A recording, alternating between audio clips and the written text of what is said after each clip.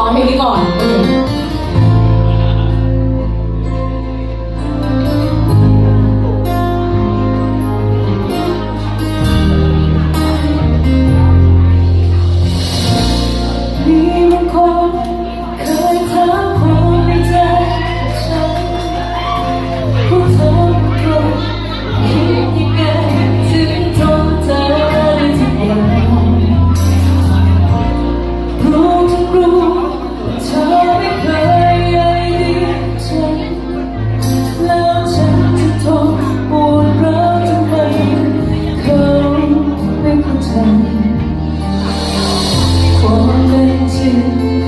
มันยากเย็นเกินอธิบา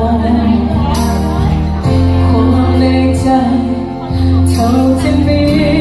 นั้นคือวันนี้รักเธอที่สุด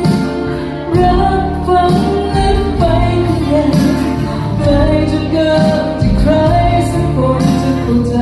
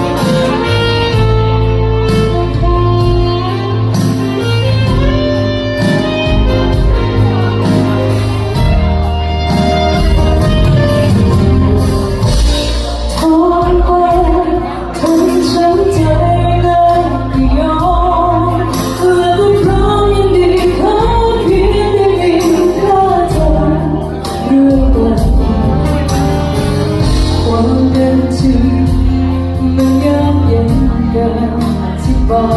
ยความในใจเท่าที่มีร้องได้กันได้ไหมวันนี้รักเธอที่สุด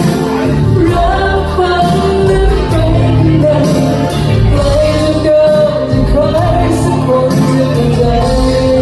ยังไ